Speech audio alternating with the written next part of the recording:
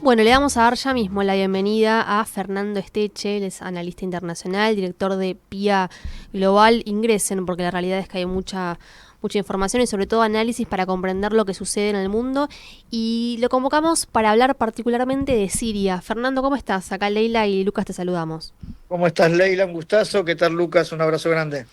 Bueno, Fernando, queríamos hablar sobre lo que pasó este fin de semana, finalmente la caída del gobierno de Bashar al-Assad y bueno, todo lo que implica eso fue realmente una situación que se dio muy rápido, ¿no? Desde que la ofensiva yihadista comenzó hace algunos días, creo que fueron 12 días si no me equivoco, que lograron llegar a Damasco y, bueno, hacer caer al gobierno de Bashar al-Assad. Contanos un poco para comprender cuáles son los actores que intervienen en este conflicto y por qué se dio en este momento la caída del gobierno de al-Assad. Sí, primero deberíamos establecer que la guerra impuesta en Siria no se dio muy rápido, sino que lleva más de una década, que lo que, como bien decís vos, se dio muy rápido es la ofensiva, ¿no? de uno de estos grupos que se llevó el gobierno de Al-Assad, pero es una guerra que lleva más de una década, que se implantó en Siria en el marco de lo que fueron las primaveras árabes del Magreb, que muchos debemos recordar, ¿no? Lo de Túnez, Egipto, Libia. Y en el Marruecos marco, también, ¿no? ¿cómo? Marruecos. Sí, Marruecos sí, también. todo lo que era el Magreb, Todo el norte de África.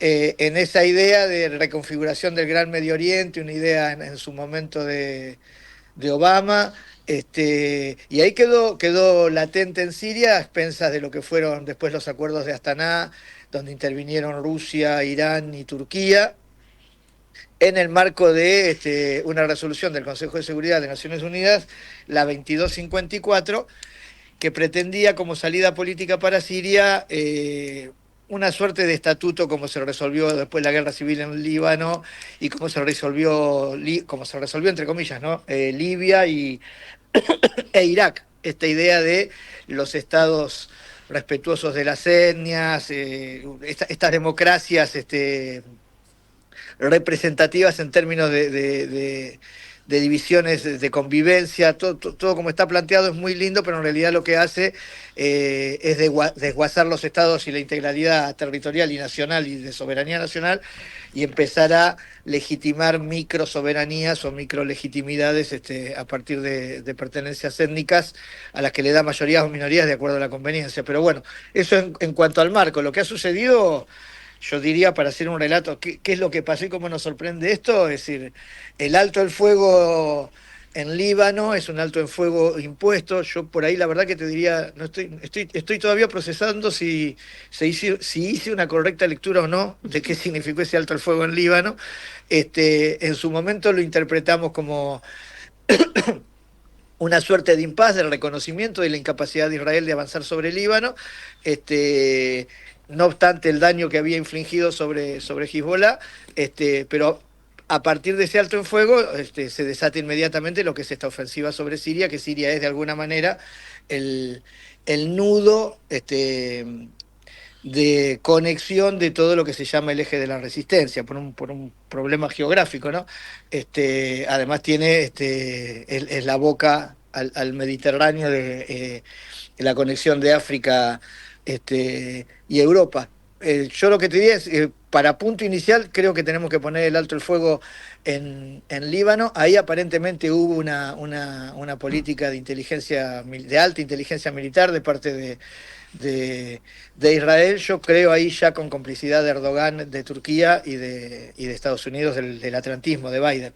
Este, Después, ¿qué está pasando? Es Hayat Tahrir al-Sam, que es la Organización para la Liberación del Levante, así se llaman, al-Golani, o Jolami, como le dicen algunos, de ser el líder de Al Qaeda en Siria hace menos de 10 años y tener un pedido de recompensa por más de 10 millones de dólares por terrorista y genocida. Hoy pasa a ser, entrevistado en la CNN y en distintos medios, Claro, me quiero pasa a detener un ser, segundito ahí, a Fernando, ver, porque estábamos leyendo la tapa de Clarín que dice no los la vi, re... no, no, me la- hace mal, Clarín, pero Bueno, pero contame. bueno, acá tenemos que No, no hacer. corresponde, hay que leer, yo ojalá Bueno, pudiera. Clarín pone los rebeldes que derrocaron al dictador. Entonces uno Claro. ingenuamente diría, che, qué bueno lo que pasó en Siria, ¿no? Porque se fue el dictador, no se tuvo que ir a Rusia. Ahora, en realidad, cuando uno ve un poquitito, no digo mucho, que es lo que estabas arrancando al comienzo, que es el análisis geopolítico, sino quiénes son estos muchachos, porque vos lo ves y es difícil decir son rebeldes nada más. Son los de Al Qaeda. Sí, eso es así. Son los de Al Qaeda. Son terroristas, digamos, con el mismo lenguaje de Occidente, más que rebeldes, habría que llamarlos, en el manual de estilo de ellos, terroristas. Con el manual de estilo de ellos, exactamente, con el manual de estilo nuestro, que sabemos que la política va y viene, y que hasta Washington, el rey Jorge, le había dicho que es terrorista, si no le decimos terrorista a nadie, aunque estos han acometido hechos verdaderamente de lesa humanidad, ¿no? Limpiezas étnicas y demás. Ahora, yo creo que son jugadores detenerse, que es lo que están haciendo los grandes medios hegemónicos, detenerse en quién es Al-Golani o si los kurdos del PKK ahí en Rojava se van a hacer amigos o no de ellos, o se van a detenerse en esto, es detenerse en los alfiles y es no ver las manos que mueven las piezas, porque acá lo que ha sucedido en Siria, yo lo hablaba haciendo la preproducción de esto con Leila hace unas cuantas horas ayer, claramente ha habido una negociación ahí, claramente ha habido una negociación y un dejar hacer. Claro. No hay sorpresa, no hay inteligencia militar que pueda ser sorprendida por semejante operación.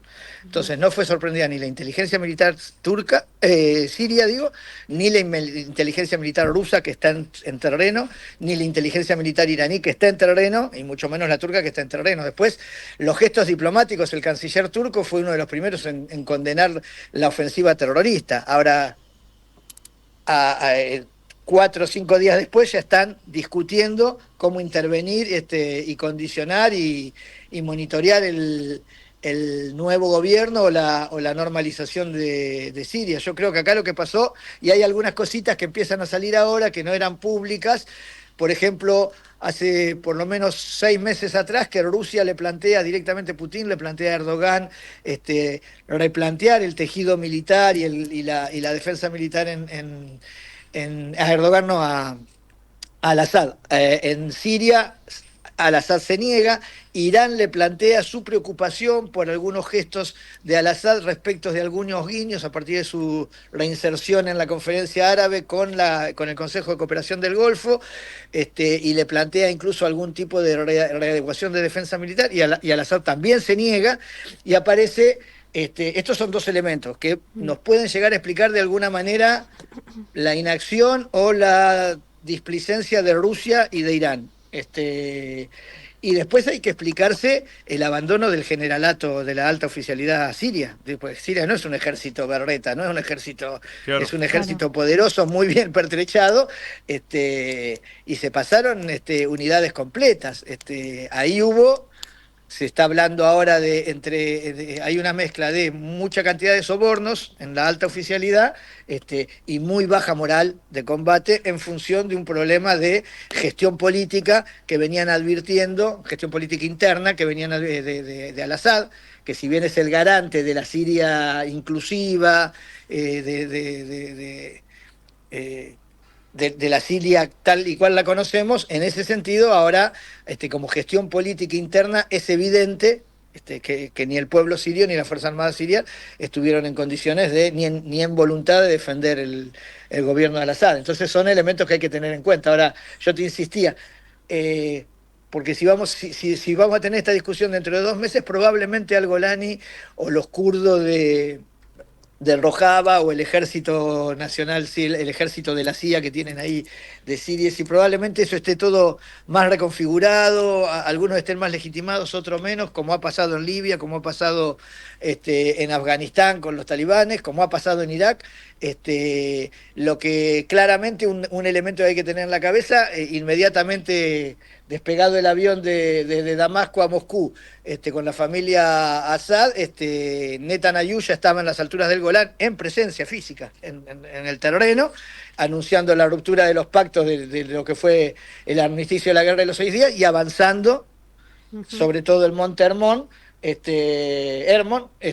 ya invadiendo directamente territorio sirio en lo que los documentos militares, los papeles de trabajo militares, hablan de la fase 1 del Gran Israel, ¿no? En una extensión territorial que en cuanto al conflicto de Medio Oriente, yo te diría, vaya uno a saber si no terminó siendo el desguace de Siria o la reconfiguración política de Siria el precio de la paz, y de la paz tanto en Ucrania como la detención del genocidio en Gaza, donde claramente Israel hoy por hoy yo te diría está saboreando una victoria. Uh-huh.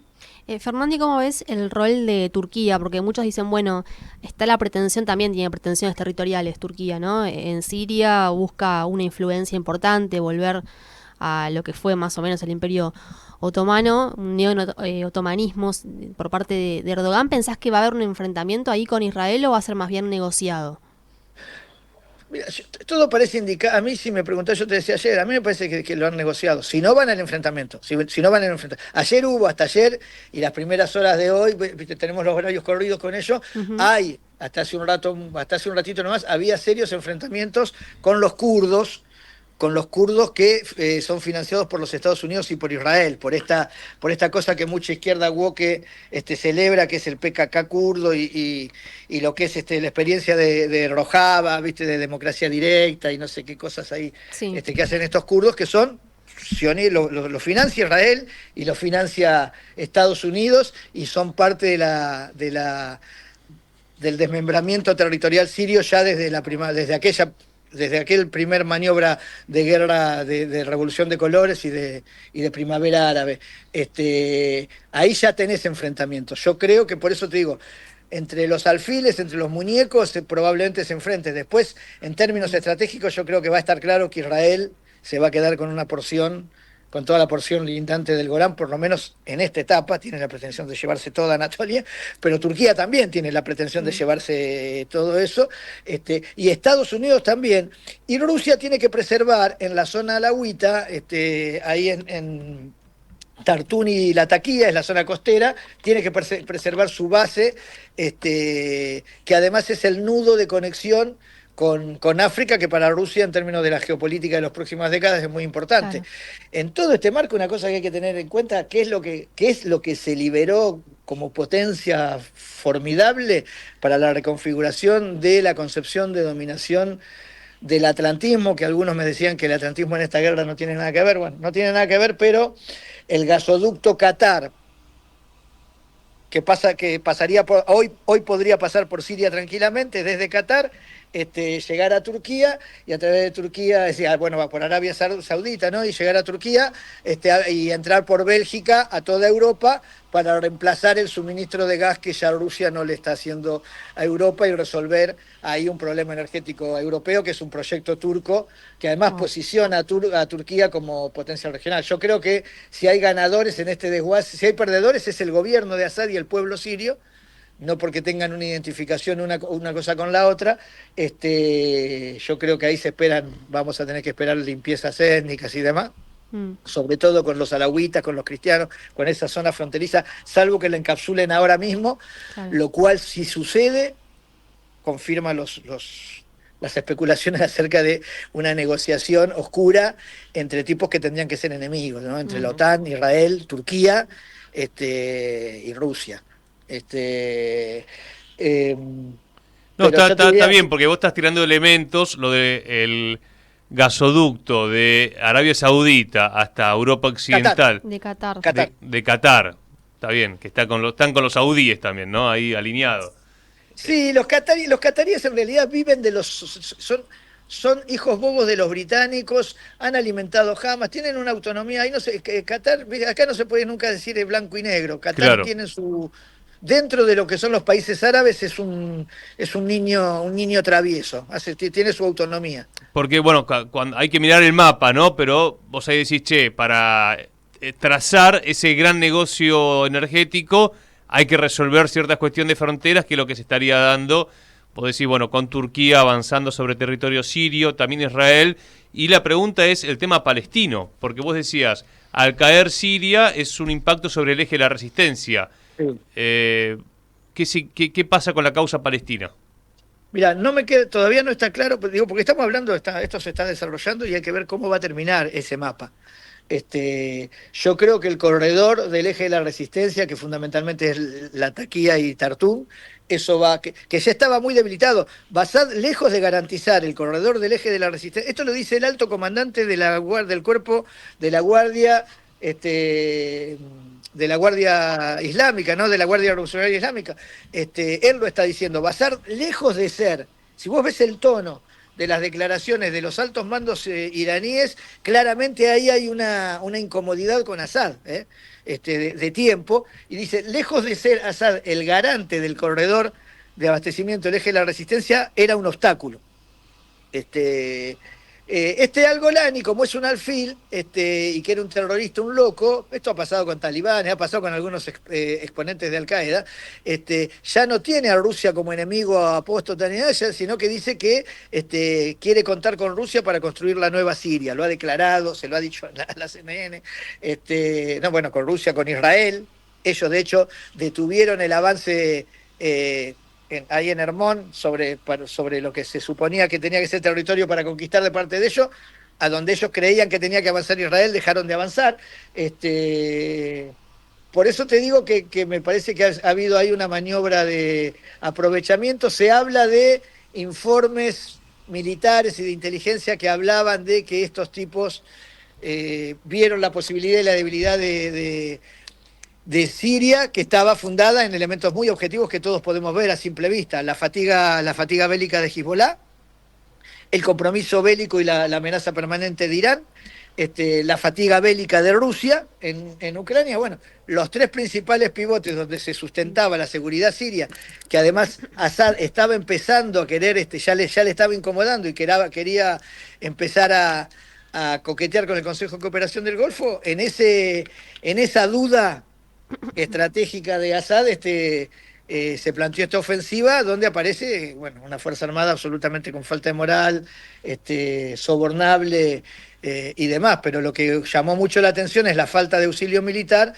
donde después de sucedidos los hechos, empezás a pensar algunas otras cosas. Yo no dejaría de pensar, por ejemplo, de recordar el caso de Nagorno-Karabaj o Artsaj, ¿no? De acuerdo de qué lado miras esto, aquel enclave garantizado por los rusos respecto en el corazón de lo que ahora es Azerbaiyán, pero que estaba disputado entre Armenia y Azerbaiyán, y que el único ganador de esto también terminó siendo Erdogan, y que eso también complicó a Irán, y que eso complicó a Irán porque Azerbaiyán es límite con Irán, y porque ahí, en ese proyecto que planteaba Leila, de la recuperación, yo no sé si otomana en general, pero sí de la idea de un gran Turquestán ahí, de las naciones túrquicas con el Asia Central comprometido y demás. Ahí Erdogan está disputando también con Irán y con Arabia Saudita la importancia de potencia regional, con la diferencia que Erdogan está además en la OTAN, y es tanto asiático como europeo. Juegan más para Europa, digo, y territorialmente son más asiáticos que europeos. Pero ahí yo creo que lo que se jugó en Siria fue una pulseada de consolidación de poderes regionales, donde los grandes perdedores son, insisto, el pueblo y el gobierno de Siria, no por identificación entre uno con el otro, y ganadores claros son Israel y Turquía. Los Estados Unidos tendrán que ver, habrá que ver qué quiere hacer Trump, y Rusia, lo que gana ahí en todo caso es tiempo. Rusia también tiene una mirada mucho más, con mucha más perspectiva para adelante, lo mismo que los chinos, que aquí vos viste que no han intervenido. Irán de última gana algo de sosiego. Bien, clarísimo. Muchas gracias, como siempre, Fernando, por compartir tu análisis con nosotros. No, gracias a ustedes, compañeros. Abrazo grande. Ahí pasaba Fernández Teche, director de PIA Global. Pueden seguir toda la información y, sobre todo, más que información, análisis. Claro, de fondo, ¿no? Lo que está sucediendo en Medio Oriente, periodismo internacional alternativo, noticiaspia.com. Si uno mira el tablero de ajedrez, están planteadas las fichas y obviamente que hay varias jugadas posibles creo que hay que ver cómo se va desarrollando. Sí, me gustó lo que decía Fernando para poder un poco hacerlo más dinámico y poder comprenderlo esto de los alfiles, porque van a encontrar un montón de nombres, ¿no? Distintas facciones de Al Qaeda, los kurdos, demás, pero hay que mirar más en perspectiva y entender quiénes son los que están moviendo esas fichitas de fondo, que son, bueno, las potencias y las potencias regionales que se están disputando, bueno, el territorio, en este caso, allí en